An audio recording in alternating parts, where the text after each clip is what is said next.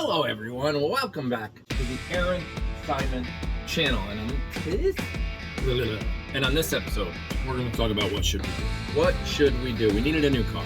We've needed a new car for a very long time. We're cleaning out the refrigerator, by the way. We're selling this refrigerator. This is 2023, new beginnings. We need a new refrigerator. The new refrigerators are here. If you haven't followed along, we bought two very low-end refrigerators, two of them, with no ice, no water, no fancy stuff at all. Flopped one of the doors. I'll show you it at the end of this video. And it's now a double commercial fridge, over 30. This refrigerator's 29 cubic feet. That one together, I want to say, is like 34, something like that. I think it's 34.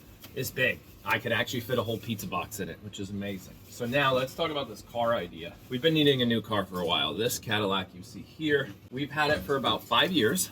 We bought it with about 40,000 miles on it and drove it to about 96,000. So we put about 60,000 miles on it in 5 years. Now, part of those 5 years, I was driving a lot. I used to drive to New Jersey all the time. I drove to Virginia a couple times in that car, upstate New York a few times. Thanks, Maxwell. He's going home soon. He's a barker. He barks a lot. But it was getting old. It was getting old, getting up there. It needed a lot of work. It probably needed about $2,000 or so worth of work. Can you stop, Maxwell? If I hold you, will you stop barking?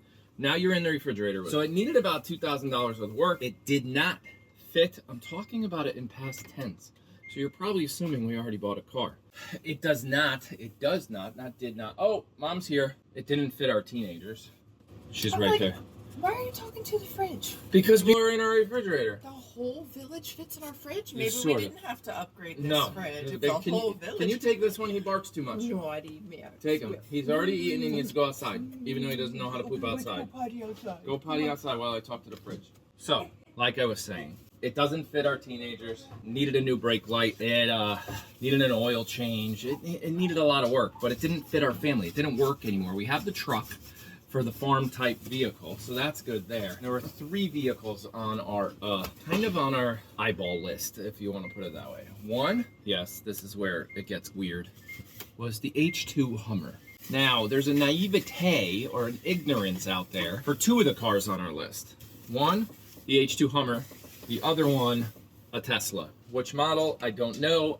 I've been monitoring and watching Tesla since the day they came out with the Tesla Roadster back in the day. Which they did that on purpose, sold it for like $120,000 when it only cost them like $80,000 to make. They did that on purpose because the enthusiasts and the people with all the money would buy it and help fund their system. And now they make $35,000 Teslas. They make basic, that is basic, by the way. If you're not shopping for a car, if you haven't, you can't really get into anything new with bells and whistles like heated seats and stuff like that for under 30. Technically, not even under 35. You're in that range if that's what you're looking for. The Tesla's on there, but we don't know which model. We've never driven one. Do we really get it? It's kind of yuppie. You know, what are people gonna think? And it sucks that the H2 is one of those models that what are people gonna think? Because they used to be very expensive, but if you watch this scroll here, the H2s have actually come down in price because they're all really old. They're old, you're picking them up with 60, 70, 80,000 miles on them, but they would make an awesome company vehicle. And then the other car we looked at for a while is the Jeep Wrangler. Oh, that's just over the summer. But they're just overpriced. Now I'm going to put it right over Liz's face as you watch here, this scroll of the Jeeps. They start, some of them, your face can now be seen. Oh, hey, she's back. If you noticed, they're $60,000, $70,000 cars. If you get any for a Jeep. For a Jeep. No, which averages, by the way, let me stop here. They don't know what kind of car we got. Okay. So don't say anything. It's between the H2 Hummer, the big one, because, okay, it's a company vehicle. We could put Syman Says Farms, Capri Creation on the side. It could be a huge business thing. It can even carry a goat to the vet. The second one was the Jeep Wrangler. Fun for the family, fits 4. 9 times out of 10, there's only 2 people in our car. It's just a fun vehicle, but they're very expensive. And then the last option was a Tesla but we don't know what model because we've never sat in one and we weren't sure. And there's a little bit in this. I'm almost repeating myself completely, so you know where we're at. Oh, there's filling me in. Filling you in. There's this, and this is on the Aaron Syman channel. In the fridge. In the fridge, by the way, because I'm busy. I'm cleaning the fridge. And what are some of the? Why would we get a Tesla out of the H2, the Jeep, and the Tesla? Something doesn't match here. Right, something doesn't match at all. The H2 was more of a.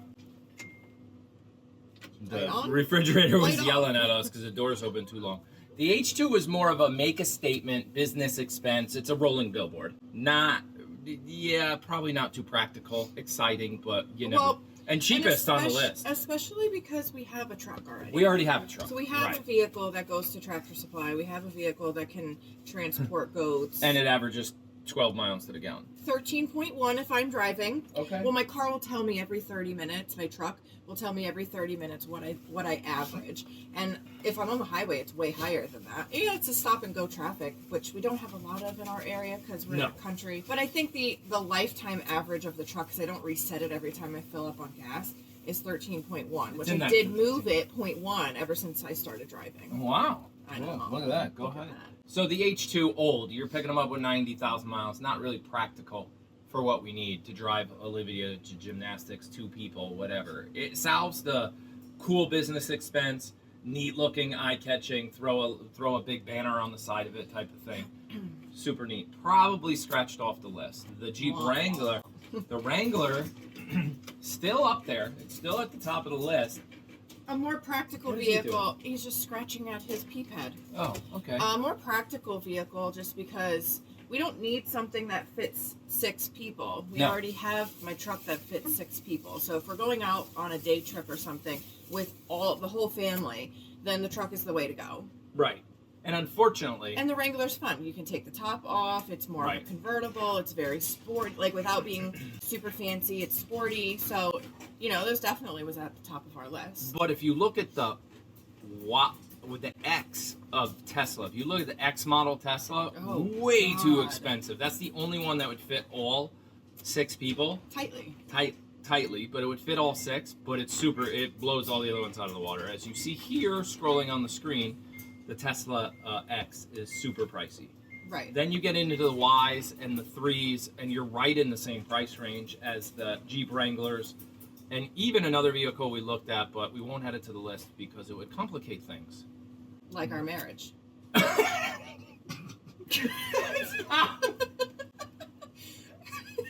Oh God, I almost drank the soap. And that's the soap for the fridge instead of my coffee. Okay, I'm gonna need a minute. Complicate things. Mm-hmm.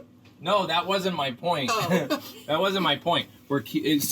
So the Wrangler, we still haven't found car that you were. I was gonna add that. What was it? The Kia. The Sportage. The Kia Sportage was a plug-in version of the Kia Sportage, but unfortunately, to get a plug-in Kia Sportage fully loaded in the color that we wanted, not fully loaded. There's like a 1 notch down from fully loaded in the color we wanted. No, we were looking at the Prestige X or the Prestige line or something like that. Yeah, which is their top of the line because it came in the matte gray. And it was the only one that had the plug-in option. Correct. Which in means that color. you still have gas.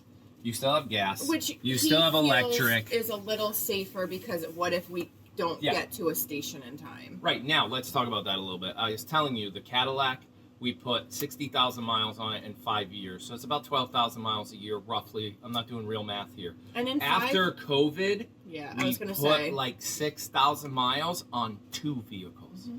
So now we're averaging like 3,000 miles a year, roughly. 3,000 to 4,000 miles a year per vehicle, maybe. So if you start looking at a plug-in or even an all-electric, you get rid of all the gas. Yes, you pay electricity to charge your car, and yes, Eversource, our electric company, is about to up the rate. Right, that's where I'm going to. Oh, okay. Simply stating on a Jeep Wrangler at about 20 miles to gallon, because they struggle to break 20, unless you go with the plug-in Wrangler, which they make, but you're at like 70,000 for a plug-in Wrangler. Stay out of the plug-in Wrangler. Regular, you're at like 20 miles to the gallon. Average price of gas about $3. You're at like 20 cents a mile. It's costing you to drive a normal vehicle. at 20 miles to the gallon? Well, I think it was our truck that we did the math. Our truck, right? you're It at was like, like 85 cents a mile. oh yeah. Well, if you're at 20 cents, cents a mile. if you're at 20 cents a mile for a car that gets 20 miles to the gallon, our truck gets about half that. It's about 10 miles to the gallon, a little more. No, You're at more about than 40 cents a mile on the truck. At the worst end, it's 13. Yes. At the best end, you can get, 18 on the highway. So my point is, between the truck and the Cadillac that we have, or had, or you don't know yet, oh gosh, you're in that range. All electric, with today's current electric prices, and where they're going, you're sub 10 cents a mile. Yeah. Sub 10.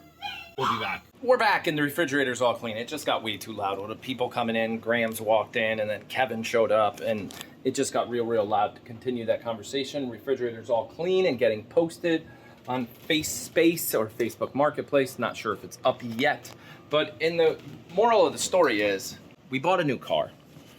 We got rid of the Cadillac. What did we do? Which car did we go with? Did we go all electric? Did we not? Did we go like company vehicle H2 Hummer, wrap it with like goat pictures and everything like that? Or did we go and order that whole plug-in hybrid concept? You're gonna have to stick around to find out.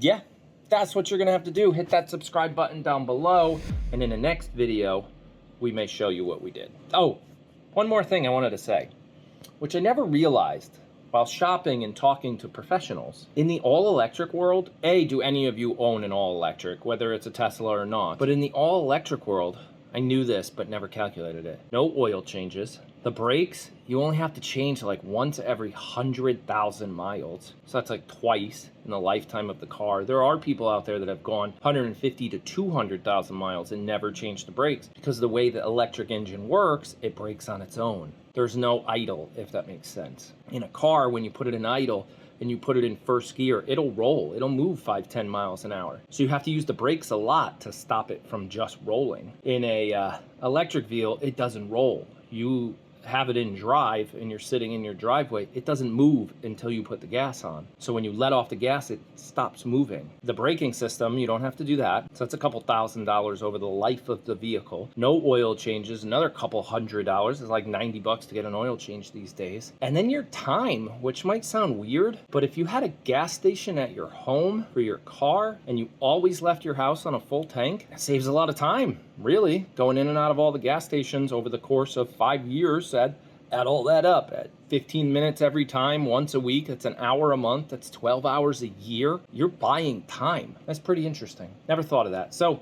what did we do? Where did we go? What did we get? Who knows? The answer coming in the next video. We will see you guys later. Boop.